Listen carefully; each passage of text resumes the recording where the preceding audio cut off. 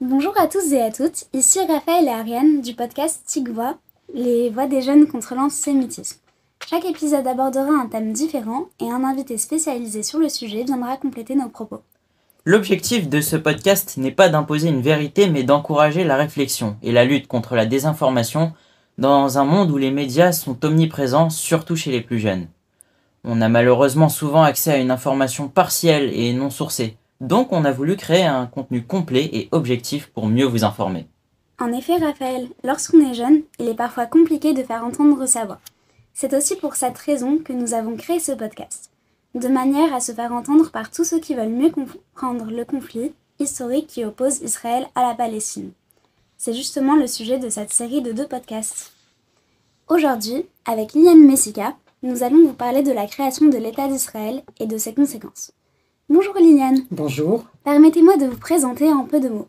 Vous avez écrit une 40aine de livres, dont un bon tiers sur Israël, et vous faites des conférences pour parler de ce sujet et lutter contre la désinformation, notamment dans votre livre « Lettre ouverte aux antisionistes de droite, de gauche et des autres galaxies ».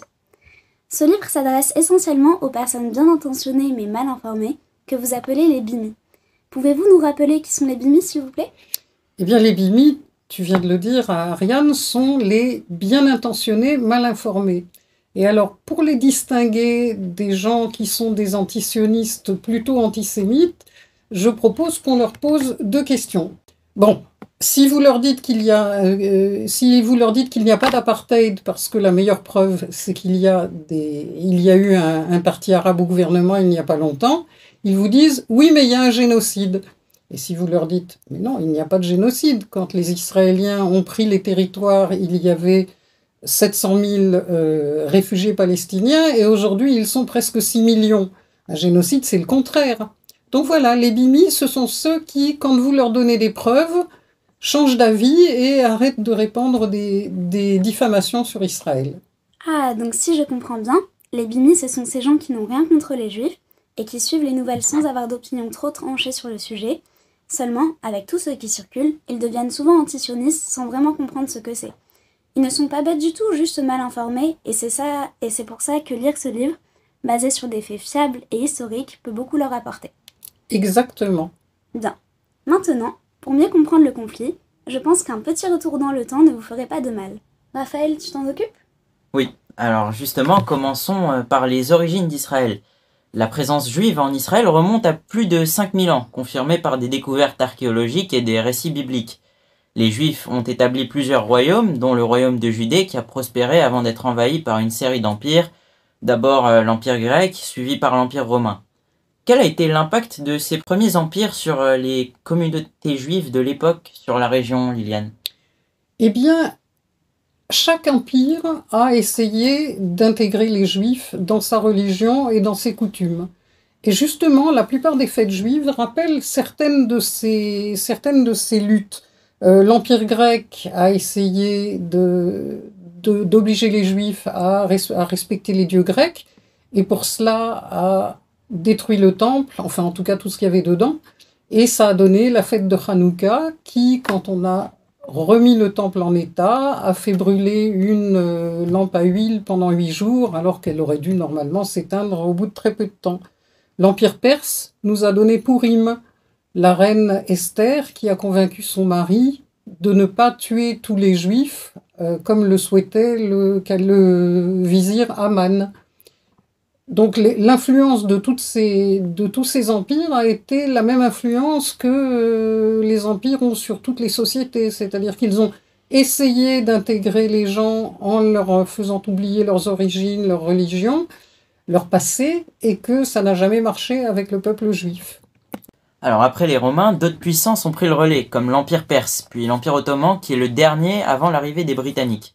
Il faut souligner que l'Empire ottoman n'était pas un empire arabe, donc on peut s'interroger sur la continuité arabe dans la région. Mais alors Liliane, comment les communautés juives ont-elles maintenu ou adapté leurs traditions culturelles et religieuses malgré les expulsions répétées ? Et en quoi cela ancre la présence et attache le peuple juif à cette terre d'Israël ? Eh bien d'abord, les Juifs ne sont pas tous partis. C'est-à-dire que malgré tous les exils qu'on leur a imposés, l'exil de Babylone, enfin tous les exils les uns après les autres, il y avait toujours une petite partie de la population qui restait principalement à Jérusalem et à Tzfat. Et ces gens-là recevaient de nouveau des nouvelles immigrations et ils continuaient de toute façon, quels que soient les occupants, à maintenir leur tradition et la religion. Mais évidemment, il y a eu des influences, en particulier d'ailleurs dans les objets rituels, qui ont reflété les influences des différents occupants avec des styles différents. Et le premier recensement des Britanniques, quand ils sont arrivés après l'Empire ottoman, a montré qu'il y avait plus de Juifs que d'Arabes ou de musulmans à Jérusalem.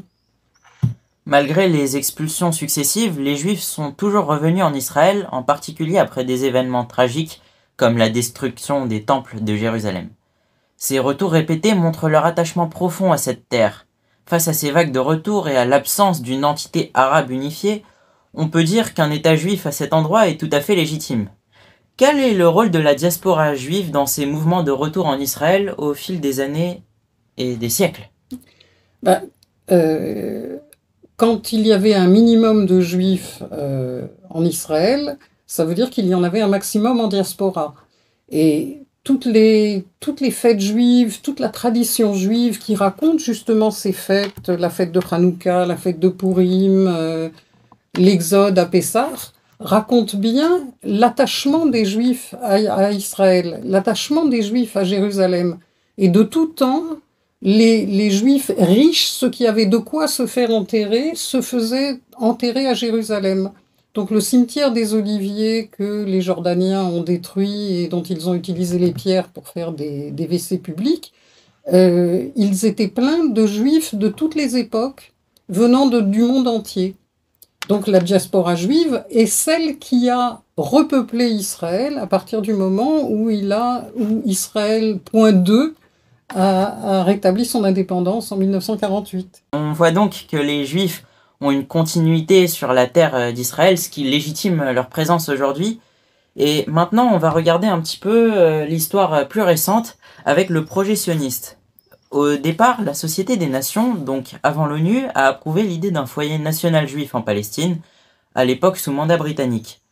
Les Britanniques contrôlent la région, et déjà bien avant 1948, les Juifs y étaient solidement établis comme on a pu le voir. D'ailleurs, le drapeau de la Palestine mandataire arborait une petite étoile de David en son centre, c'est bien ça? C'est ça, et l'équipe de cricket de la Palestine qui s'est défendue contre l'Afrique du Sud était celle du Maccabi Tel Aviv. À cette époque, il y a effectivement des tribus arabes en Palestine, mais pourquoi on ne peut pas parler de peuple palestinien pour parler de ces gens-là? C'est une très bonne question, et c'est une très bonne question parce que en 1948, le plan de partage donnait une espèce de gruyère aux Juifs et une continuité territoriale aux Arabes.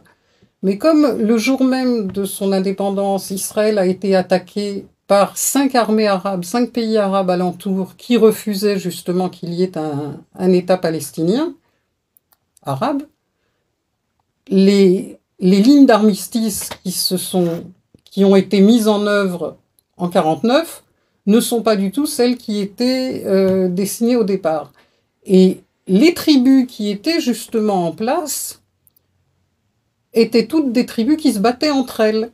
Et ces frontières-là ont été complètement arbitraires, ce qui fait qu'il y a des tribus qui sont à cheval sur 2 pays arabes, d'autres qui sont à cheval sur la Palestine. Enfin, c'est très compliqué et c'est en tout cas pas un peuple. S'il y a un peuple, c'est le peuple musulman, au nom de qui la Ligue arabe a refusé l'État arabe de Palestine qui devait naître le même jour que l'État d'Israël. En 1948, l'ONU a proposé de partager la terre de Palestine, mais cette solution n'a pas été acceptée par les parties arabes locales qui étaient loin d'être unifiées. Mais alors, comment expliquez-vous la réponse des communautés locales face à cette proposition ? D'abord, les communautés locales, c'était pour la plupart des nomades, et les quelques sédentaires qui étaient là étaient en général des pauvres gens qui étaient employés par des propriétaires terriens riches qui n'étaient pas sur place, qui étaient au Liban, qui étaient en Transjordanie, qui étaient un peu partout. Et donc, on ne leur a pas demandé leur avis à ces gens-là. Quand on leur a demandé leur avis, c'était pour leur dire « vous allez refuser l'accès à tous ces juifs ». Mais la Société des Nations et ensuite l'ONU n'a jamais demandé l'opinion des individus qui étaient là. Et ces individus constituaient des petits groupes nomades et on ne peut pas parler effectivement de peuple palestinien de toute façon parce que il y a aujourd'hui 2 Palestines, Gaza et la Cisjordanie. En fait, il y en a 3, puisque la Jordanie elle-même faisait partie du mandat britannique sur la Palestine.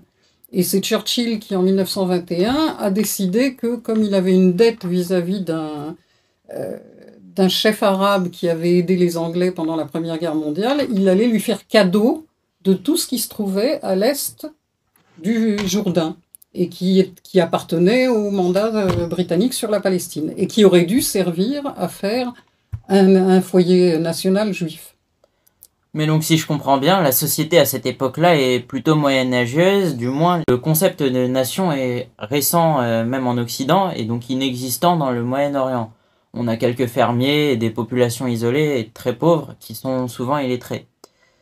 La terre d'Israël était aussi les marécageuses et désertique, mais les efforts des premiers sionistes pour l'assécher et la cultiver ont permis à terme de créer un foyer prospère pour les Juifs. Certaines terres ont même été achetées à des Arabes qui les vendent souvent pour des raisons économiques. Comment Israël a dans un premier temps étendu son territoire et pourquoi le projet sioniste n'est pas anti-palestinien ? Alors là, il y a plusieurs questions. Comment les Israéliens ont étendu leur territoire? C'est effectivement en asséchant les marais, en rendant fertiles des endroits qui étaient très arides, en inventant très avant tout le monde l'irrigation goutte à goutte, et ce qui a d'ailleurs permis à beaucoup d'Arabes des pays alentours d'émigrer, d'avoir une émigration de travail vers Israël, parce que justement la vie était plus facile, il y avait des employeurs et la mortalité infantile était largement réduite. Donc c'était pas du tout un territoire, c'était pas du tout une notion anti-palestinienne, et ça l'était d'autant moins qu'encore une fois, le peuple palestinien n'existe que depuis 1964. Donc le projet sioniste, bien qu'il soit parfois perçu comme anti-palestinien, aspirait à offrir un refuge sûr aux Juifs, tout en envisageant une cohabitation pacifique. Après la partition, ceux qui ont choisi de rester dans ce qui est devenu Israël sont aujourd'hui des citoyens à part entière, parfaitement intégrés. Par contre, ceux qui ont quitté ont souvent fini dans des camps de réfugiés dans d'autres pays arabes où ils n'ont pas été intégrés. Une situation qui dure malheureusement depuis des générations. Liliane, pourriez-vous nous expliquer pourquoi ces pays n'ont pas intégré ces populations et qui sont ces réfugiés palestiniens de génération en génération ? Ça aussi, c'est une très bonne question. Alors tout d'abord, il y avait effectivement, à l'époque, en 1948, il y avait à peu près 750 000 Arabes palestiniens dans le pays. Et quand les armées des 5 pays arabes autour ont voulu attaquer Israël, ils ont prévenu leurs coreligionnaires en leur disant « Écoutez, venez chez nous passer un petit week-end, le temps qu'on tue tous ces juifs et qu'on les jette à la mer, et après vous reviendrez tranquillement et vous risquerez pas de prendre une balle perdue. » Sauf qu'il y en a à peu près 600 000 qui sont partis, et les 156 000 qui sont restés sont aujourd'hui 2 100 000 Arabes israéliens qui adorent le pays et qui sont bien contents d'y être et qui ne voudraient pour rien au monde se retrouver dans un pays gouverné par les Palestiniens, que ce soit le Hamas ou Mahmoud Abbas. Quant aux autres, ceux qui sont partis, ils n'ont pas pu revenir parce qu'on n'a pas exterminé le peuple juif une deuxième fois. Le peuple juif, il s'est défendu et du coup, les autres sont restés dans les pays alentours. Et les gouvernements alentours n'ont surtout pas voulu les intégrer parce qu'il fallait qu'il reste d'abord un point d'accès contre les Juifs et que ces gens ne pouvaient pas et qu'en plus de ça, ils n'avaient aucune intention de les intégrer parce qu'ils étaient très bien chez eux et qu'ils n'avaient pas envie de voir arriver des hordes de gens qui ne possédaient rien, qui n'avaient pas de troupeau, avec qui il aurait fallu partager la terre. Donc ils se sont retrouvés effectivement dans des camps de réfugiés, au Liban, en Syrie, en Jordanie. Et pourquoi ils sont aujourd'hui 6 millions, ou presque 6 millions, alors qu'ils étaient 650 000 en 1948 ? C'est parce que tout simplement, aujourd'hui il y a 120 millions de réfugiés qui dépendent du Haut Commissariat aux réfugiés de l'ONU. 120 millions. Et puis, il y a 5 900 000 réfugiés palestiniens de père en fils depuis 1948 qui dépendent d'une agence spéciale de l'ONU spécialement pour eux, une agence spécialement réservée aux Palestiniens, et qui n'a pas vocation, comme le Haut Commissariat à l'ONU, à les intégrer dans les pays où ils sont, mais au contraire à multiplier leur nombre de manière à ce que ça explique l'existence d'une deuxième agence par rapport au Commissariat aux réfugiés. Donc c'est une histoire purement économique, je dirais. Mais en ce qui concerne l'année 1948, il est essentiel de distinguer entre les Palestiniens qui ont été forcés de quitter leur foyer et ceux qui ont fait le choix de partir, parfois influencés par les circonstances du conflit. Liliane, quel est votre point de vue sur les différents facteurs qui ont influencé ces mouvements de population ?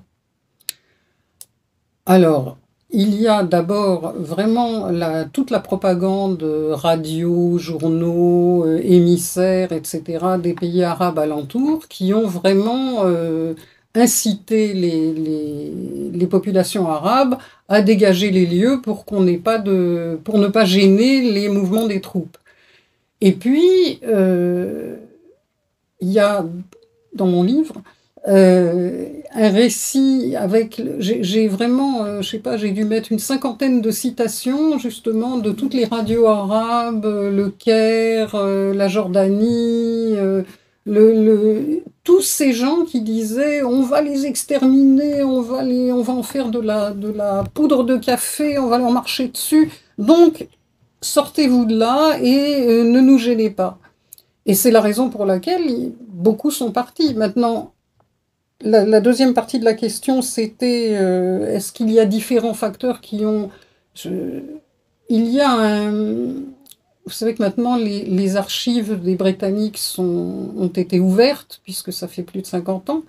Et il y a le commandant britannique qui a dit la plupart des chefs arabes sont lâches, ils se sont barrés dans leurs propriétés au Liban, en Jordanie, en Syrie, etc. Ils ont laissé leurs ouvriers sur place, et les ouvriers, ils ont fait comme les patrons, ils se sont barrés en courant.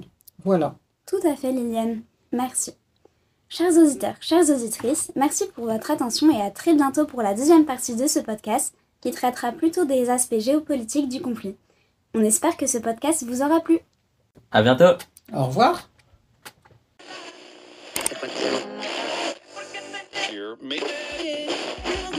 Frenar.